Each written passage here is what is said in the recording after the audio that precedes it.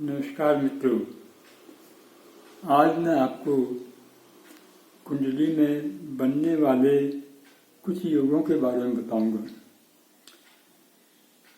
इसमें कई योग बनते हैं। जब आप कुंडली को देखते हैं तो ससुरी निगाह से एक बार देख लें कि इसमें कोई योग बन रहे हैं या नहीं बन रहे हैं, क्योंकि अगर अच्छे योग बन रहे हैं तो कुंडली बहुत अच्छी होती है और जातक जो है वो काफ़ी उन्नति करता है। वो कैसा है, धनी है या किसी नौकरी में है, ये सब पता आपको लग जाता है। तो सबसे पहले मैं आपको बताता हूँ पंच महापुरुष योग।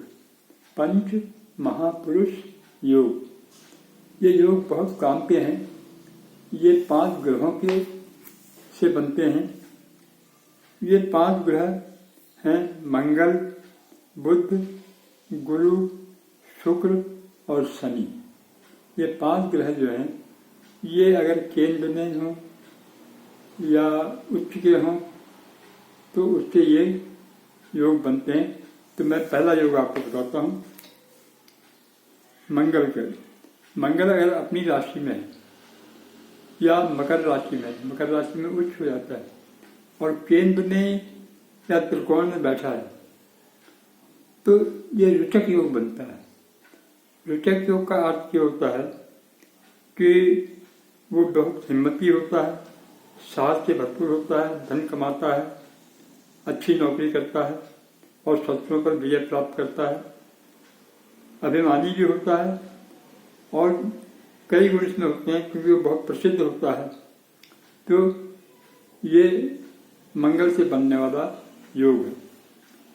इसके बाद बुध अगर स्वराशि में हो, केंद्र में हो, तो व्यक्ति जो है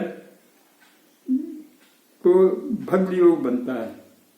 भद्र योग ऐसा होता है जिसमें आदमी बुद्धिमान, विद्वान, भाग्यवान और हर काम में प्रवीण, वैभवशाली होता है। फिर तीसरा है गुरु अगर स्वर राशि में हो या कर्क राशि में हो और केंद्र में हो, त्रिकोण में हो, तो ये हंस योग बनता है। हंस योग में आदमी सुंदर होता है, सौम्य होता है, सज्जन होता है, धनी होता है और ऐश्वर्यशाली होता है। यदि शुक्र स्वराशि का हो या मीन राशि का हो और केंद्र में हो तो मालव्य योग होता है।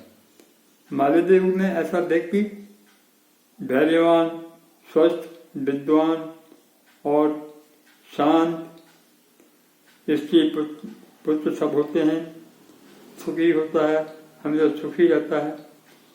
ये इस योग से, मालव्य योग से ये चीजें मालूम पड़ जाती हैं। फिर शनि है। शनि से बनता है शश योग। शनि अगर अपनी राशि में हो या उच्च राशि में हो, तुला राशि में हो, तो शश योग बनता है। शश योग में आदमी अत्यंत प्रभावशाली होता है, वह नेता होता है और गांव का मुखिया होता है या काफी अच्छा बोलने वाला होता है, उच्च पदाधिकारी होता है। लेकिन उसमें एक कमी भी होती है, वह दूसरी स्त्रियों के प्रति आकर्षित रहता है। इसके अलावा और भी योग बनते हैं, जैसे अनफा योग, सुनफा योग। तो इसमें मैं अनफा योग के बारे में बताता हूँ। यदि चंद्र से 12वें भाव में, मतलब जहाँ चंद्रमा बैठा हो उसके पिछले वाले भाव में, 12वें भाव में सूर्य को छोड़कर कोई भी ग्रह हो, मतलब सूर्य नहीं होना चाहिए, कोई भी ग्रह हो तो अनफा योग बनता है। अनफा योग में ऐसा व्यक्ति शीलवान, संतोषी, प्रसन्न और समाज में प्रतिष्ठित होता है। अगर चंद्रमा से दूसरे भाव में कोई ग्रह हो, सूर्य को छोड़कर कोई ग्रह हो तो सुनफा योग होता है। तो पहले मैंने अनफा बताया, अब सुनफा योग हो। तो ये अगर ऐसा हो तो ऐसा व्यक्ति बुद्धिमान, धनवान और उच्च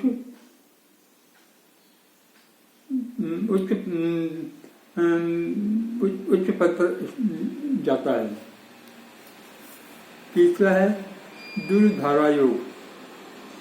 दुर्धारा किसी चंद्र से द्वितीय और पिछले आगे वाले में और पीछे वाले में कोई ग्रह हो, सूर्य को छोड़कर कोई ग्रह हो, मतलब द्वितीय भाव में भी और उसके बाद में भाव में भी कोई ग्रह, सूर्य को छोड़कर कोई ग्रह हो, तो ये बहुत अच्छा योग बनता है।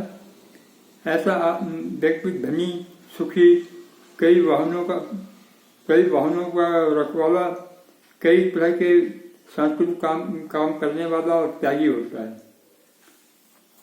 फिर बनता है केन ध्रुव योग।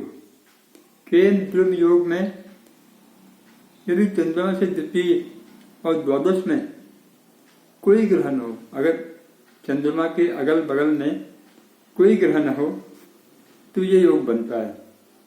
ऐसा व्यक्ति दुखी, निर्धन, दूसरों की नौकरी करने वाला होता है। किंतु जो चंद्र केंद्र में है और चंद्र के साथ लगन से केंद्र में कोई ग्रह हो तो ये योग समाप्त हो जाता है। अब वृषि योग, सूर्य से 12वें भाव में चंद्र को छोड़कर, नहीं, वृषि योग सूर्य से अगले भाव में चंद्रमा को छोड़कर कोई ग्रह हो तो यह योग बनता है। ऐसा व्यक्ति सुखी, गुणवान, धैर्यशाली, धार्मिक और नेता होता है। वाशी योग, वाशी भी उसे वोशी भी कहते हैं, वोशी योग, सूर्य से पिछले भाव में चंद्रमा को छोड़कर कोई भी ग्रह हो तो ये योग बनता है। ऐसा व्यक्ति उच्च अधिकारी, यशस्वान और सुखी होता है। तो आज के लिए मैं आपको यही तो बताता हूँ। अभी और भी योग हैं, इन योगों को मैं धीरे धीरे बताऊंगा, क्योंकि ये योग जब आप कुंडली देखते हैं तो कुंडली देखने के बाद आप सरसरी नगर से एक बार देखिए कि कुंडली में कोई योग बन रहा है या नहीं। अगर योग बन रहा है तो उसका फायदा तो होना ही है, चाहे उस पर किसी भी ग्रह की दृष्टि हो, उससे कोई फर्क नहीं पड़ता। लेकिन उसके अगल बगल में सारा फायदा ही फायदा हो जाता है। तो आज के लिए इतना काफ़ी है। उम्मीद करता हूँ आप इसे पसंद करेंगे, लाइक करेंगे, लेकिन इसको आप याद करेंगे, क्योंकि ये सब चीज़ें अब हम जब आगे बढ़ेंगे, कुंडली के ऊपर बढ़ेंगे, तो हमें ये सारी चीज़ें पता होनी चाहिए। इसके अलावा पढ़ाई के लिए कोई अच्छा पढ़ेगा कि नहीं पढ़ेगा, उसके क्या योग होते हैं, शादी होगी कि नहीं होगी, उसके लिए क्या क्या देखना पड़ता है,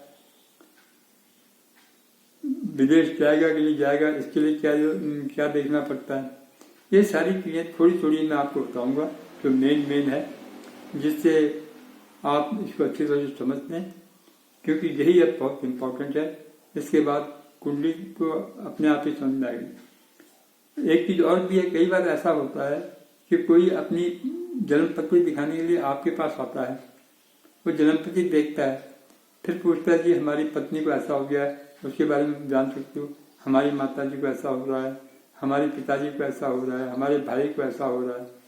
तो उसके विषय में आपको कुंडली के जो 12 भाग हैं, उन 12 भागों में हर भाग में क्या क्या हम देख सकते हैं। आपकी जन्मपत्री देख ही ली, लेकिन उसके अलावा किन किन के बारे में हम थोड़ा बहुत ज्ञान कर सकते हैं, मतलब उसको छोटा मोटा जवाब दे सकते हैं। हम ये नहीं कह सकते कि ये उनकी कुंडली लाओ तो उसका करना। तो आज के लिए इतना काफ़ी है। प्लीज़ लाइक करें, पसंद करें और फिर मिलेंगे। धन्यवाद।